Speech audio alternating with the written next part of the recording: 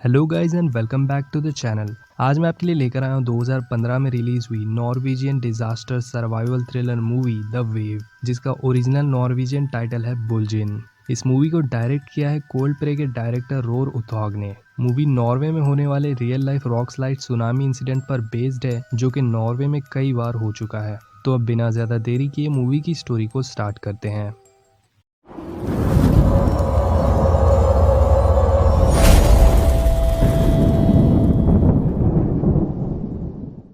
Movie के start में हमें दिखाया जाता है कि नॉर्वे में कई बार रॉक स्लाइडिंग की वजह से सुनामी आ चुकी है, जिनमें काफ़ी लोगों की डेथ भी हुई थी और फ्यूचर में भी किसी माउंटेन के गिरने की वजह से यहाँ पर सुनामी आ सकती है। पर सवाल ये है कि क्या टाउन के लोगों को वक्त रहते सावधान किया भी जाएगा या नहीं। इसके बाद मूवी फोकस करती है एक जियोलॉजिस्ट क्रिस्टीन पर। क्रिस्टीन की फैमिली में है उसकी वाइफ ईडन, जो कि एक होटल में रिसेप्शनिस्ट का जॉब करती है। इनका बेटा सौंद्रे, जिसका रिलेशन अपने फादर के साथ कुछ अच्छा नहीं है, और एक बेटी जूलिया।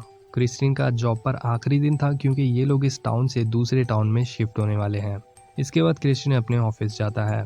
इसका नाम है आर्विड, जो कि यहाँ का बॉस है, मार्गरेट जो कि यहाँ की सेकंड इंचार्ज है, जेकब और जॉर्ज। ये लोग एक बड़े से माउंटेन पर नजर रखे हुए थे क्योंकि इस माउंटेन के बीच काफी बड़ी दरार आ चुकी थी, जिसको ये लोग मॉनिटर कर रहे थे।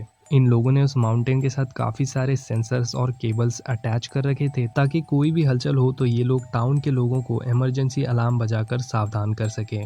आज क्रिस्टिन का इस टाउन में आखिरी दिन था, इसीलिए इसके कोलीग्स ने इसके लिए एक छोटा सा फेयरवेल रखा था। इसके बाद क्रिस्टिन ऑफिस से अपना सारा सामान पैक कर रहा था, तभी उन सेंसर्स से कुछ आवाज आने लगती है क्योंकि सेंसर्स ने डिटेक्ट किया था कि उस माउंटेन का ग्राउंड वाटर अचानक से सिंक होने लगा था, जिसके बाद दो सेंसर से कनेक्शन टूट जाता है। पर क्योंकि माउंटेन में कोई भी मूवमेंट नहीं थी, इसीलिए आर्विड को लगता है कि ये एक कनेक्शन प्रॉब्लम हो सकता है और वो बाद में जाकर उस माउंटेन को चेक करेंगे। फिलहाल आर्विड उस अलार्म को बंद करने के लिए कहता है, लेकिन क्रिस्टीन को ये सब कुछ ठीक नहीं लग रहा था। वो यहाँ से अपने घर जाता है जहाँ ये सब लोग पैकिंग कर रहे थे। क्रिस्टीन अभी भी उस माउंटेन के बारे में ही सोच रहा था। वो ईडन को बताने लगता है कि माउंटेन के ग्राउंड वाटर के साथ कुछ अजीब हुआ, पर ईडन इस सब पर ध्यान नहीं देती।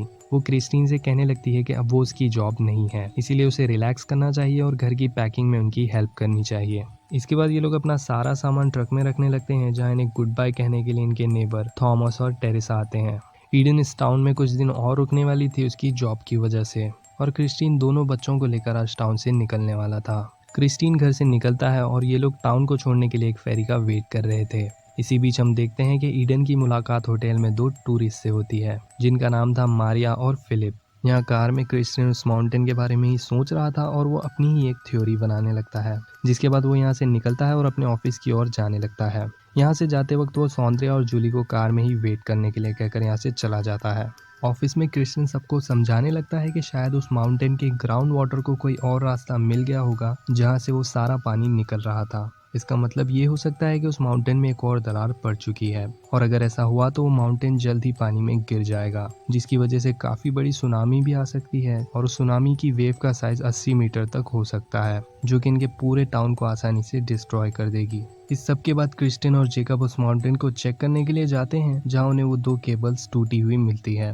पर आर्विड को अभी भी ऐसा लग रहा था कि सिचुएशन अंडर कंट्रोल है। क्रिस्टीन या आर्विड से काफी देर तक बहस करता है, पर आर्विड कोई भी एक्शन नहीं लेने वाला था क्योंकि ये साल का वो वक्त था जब इनके टाउन में काफी सारे टूरिस्ट विजिट करते हैं, और अगर ये लोग उस इमरजेंसी अलार्म को एक्टिवेट कर देंगे तो पूरे टाउन में एक पैनिक सिचुएशन क्रिएट हो जाएगी। आर्विड ऐसा नहीं चाहता क्योंकि इनके टाउन को इससे काफी ज्यादा लॉस हो सकता है। यहाँ क्रिस्टीन की बातों पर कोई भी भरोसा नहीं कर रहा था, इसीलिए क्रिस्टीन यहाँ से निकल जाता है।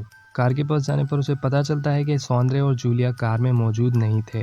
क्रिस्टीन को इस सब में काफ़ी ज़्यादा टाइम लग चुका था, इसीलिए वो दोनों होटल में ईडन के पास जा चुके थे।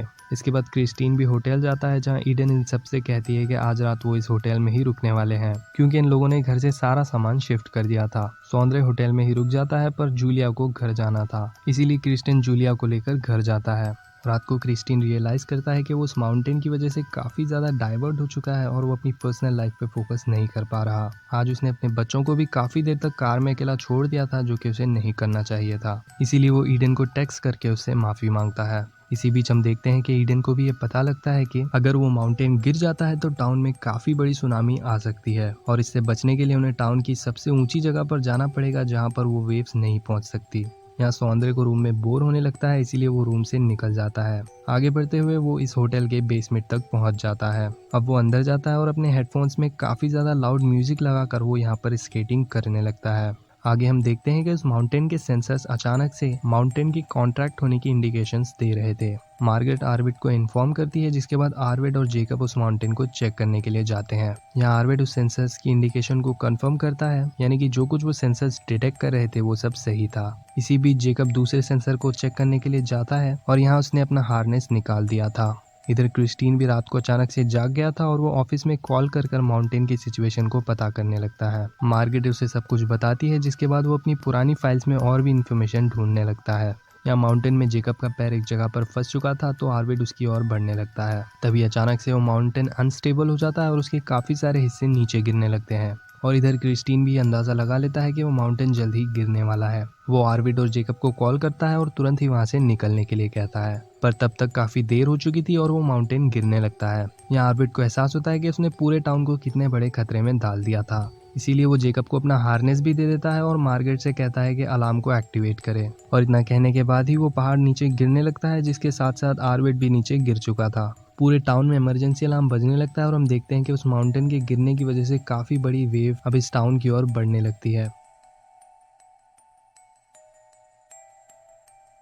क्रिस्टीन जूलिया को लेकर अपनी कार में बैठ के यहाँ से निकलता है और साथ ही साथ वो ईडन को कॉल भी कर रहा था। ईडन ने भी अलार्म सुन लिया था और वो होटल के सभी लोगों को वहां से निकाल रही थी। तभी उसे क्रिस्टीन की कॉल आती है और वो उसे बताता है कि वो उसी के पास आने वाला है। पर ईडन क्रिस्टीन से कहती है कि उसे जूलिया को लेकर किसी ऊंची जगह पर जाना चाहिए जहां पर वो वेव नहीं पहुंच सकती।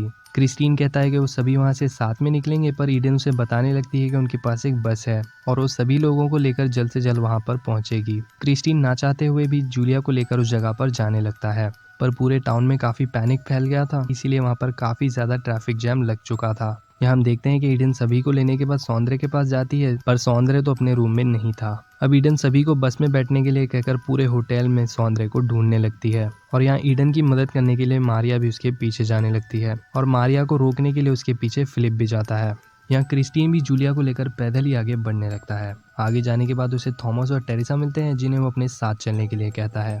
थॉमस तो बाहर निकल जाता है, पर टेरेसा दो कारों के बीच फंस चुकी थी और यहाँ वो वेव भी काफी तेजी से इनकी ओर बढ़ने लगती है। क्रिस्टीन थॉमस से कहता है कि वो जल्द से जल्द जूलिया को लेकर यहाँ से निकल जाए और वो खुद इस बीच टेरेसा को वहाँ से निकालने के लिए जाता है। क्रिस्टीन आगे वाली कार को मूव करता है, जिसकी वजह से टेरेसा वहाँ से निकल जाती है। इसके बाद ये दोनों भी यहाँ से निकलने लगते हैं, पर वो वेव इनके काफी ज्यादा करीब पहुंच चुकी थी।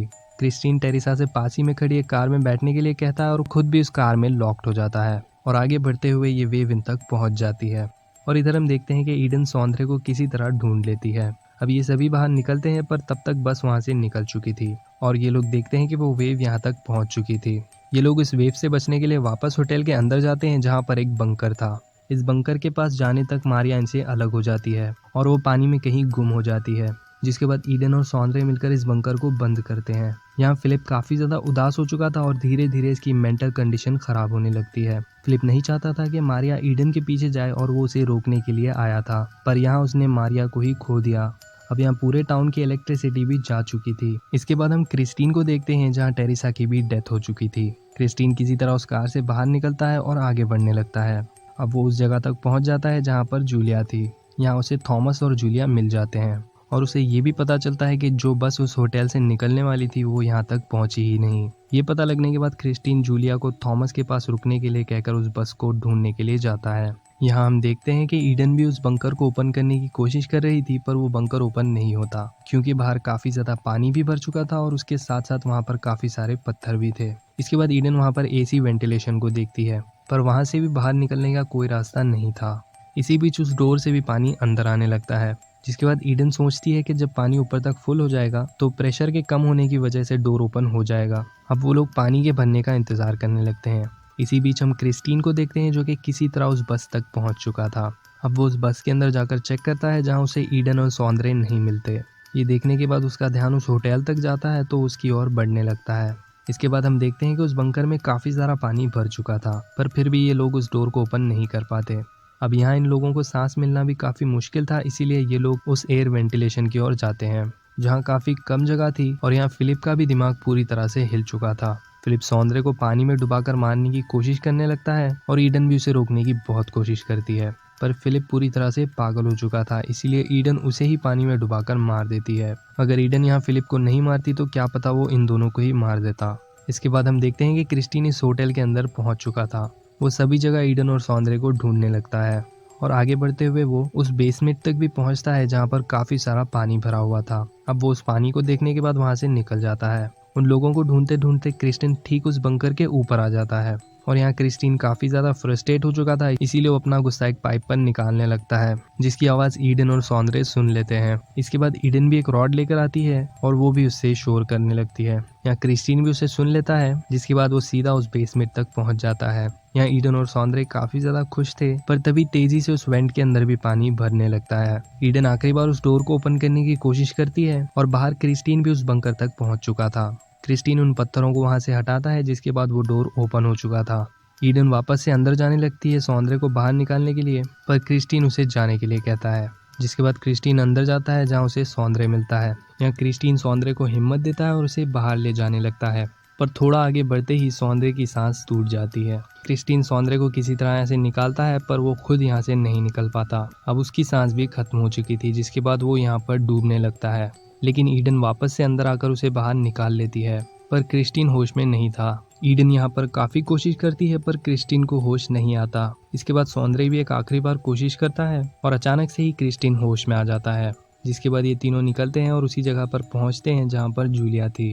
या इनकी फैमिली तो बच गई, पर काफी सारे लोग मारे गए थे।